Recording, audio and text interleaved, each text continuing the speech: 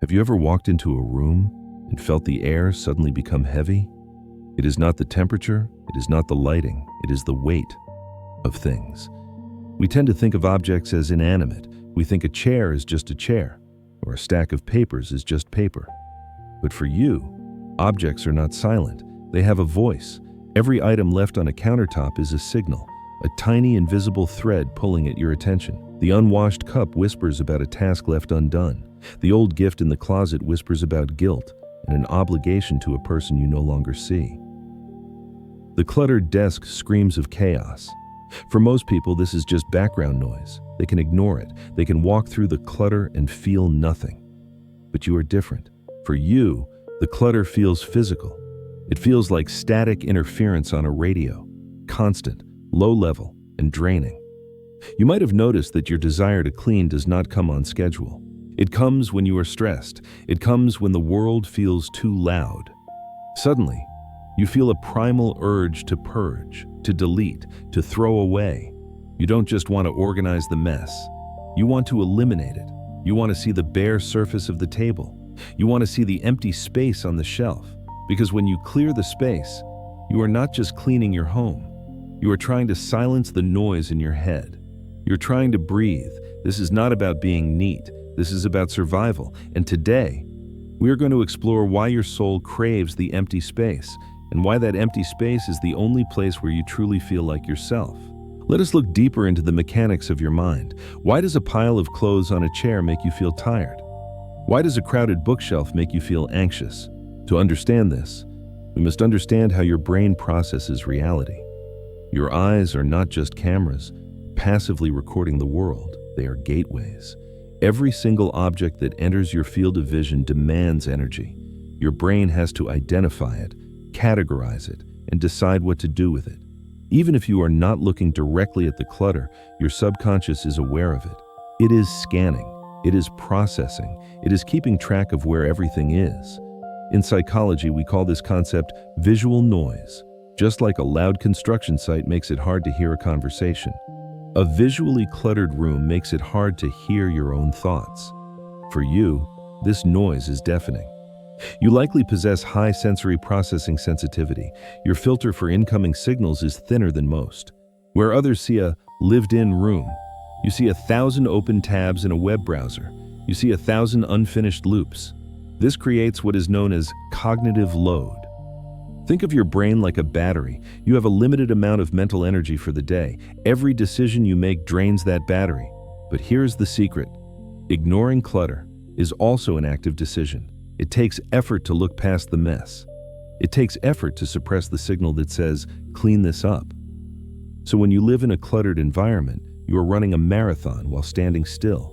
You are leaking energy, drop by drop, onto objects that do not matter. This is why after a long day of work, the sight of a messy kitchen can feel like a physical blow. It is not just a mess, it is a demand. It is one more thing asking for a piece of your mind when you have nothing left to give.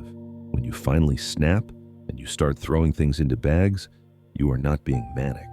You are reclaiming your processing power. You are closing the tabs. You are reducing the load. You are creating a visual silence so that your internal world can finally speak. You are stripping away the static to find the signal. Now, let us look at the timing of your purge. If you observe yourself closely, you will notice a pattern. The urge to declutter rarely comes when you are perfectly content. It rarely comes when you are feeling secure and steady. No, the urge comes when the world outside feels unpredictable. It arrives when you feel a loss of control in your career.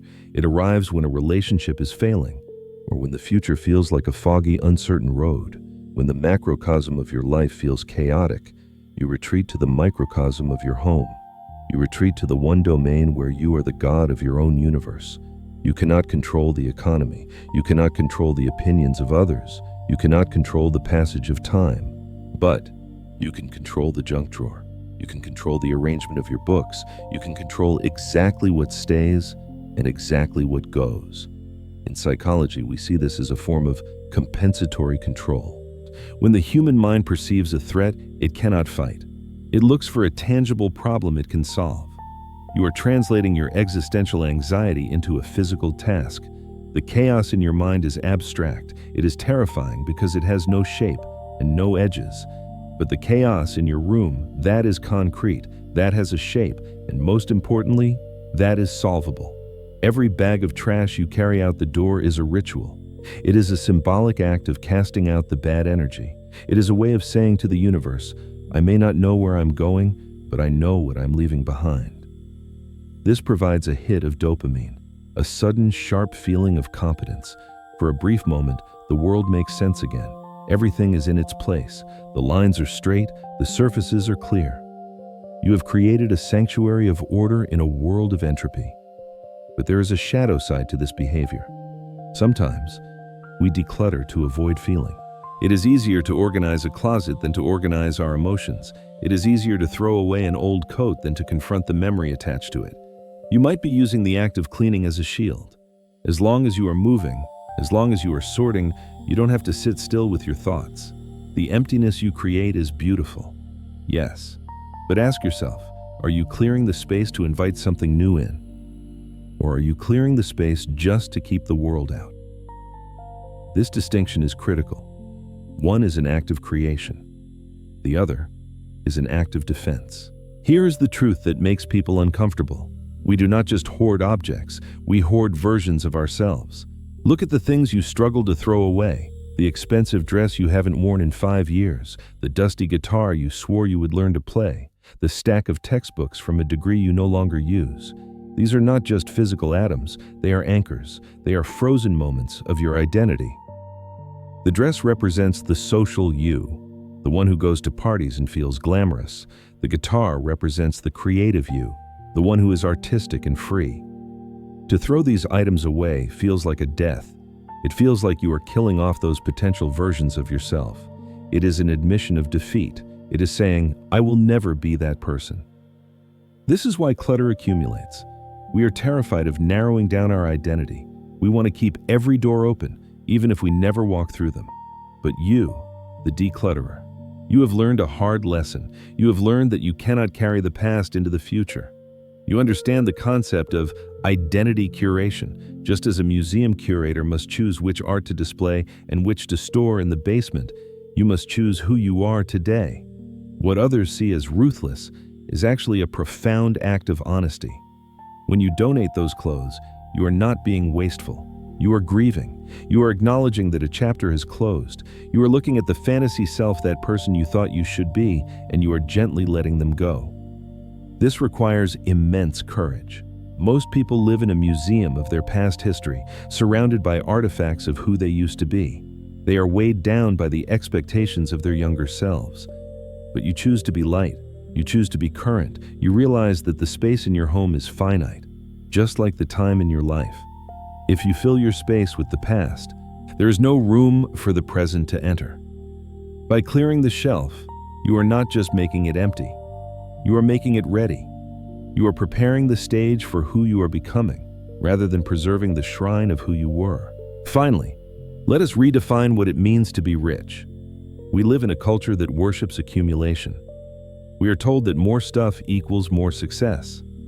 We are told that an empty room is a sign of scarcity or a lack of character. But you have discovered a different truth. You have discovered the luxury of the void. To you, empty space is not nothing. Empty space is a canvas. It is potential. It is the pause between the notes that makes the music beautiful. When you look at a bare table or an organized drawer, you do not see a lack of things. You see a surplus of peace. You see the freedom to move, to think, and to simply be. Your desire to declutter is a rejection of the idea that you are defined by what you own. It is a declaration that you are enough, all by yourself. You do not need objects to prop up your identity. You do not need clutter to distract you from your own mind. You are comfortable in the quiet. You are comfortable with the blank page. So the next time someone calls you minimalist, or obsessive, or ruthless, smile. They are holding on to the static. You are holding on to the clarity. Keep clearing your path. Keep protecting your peace, because in a world that is constantly screaming for your attention, the most powerful thing you can own is space. If this silence speaks to you, if you have felt the weight lift when you let something go, tell me in the comments below.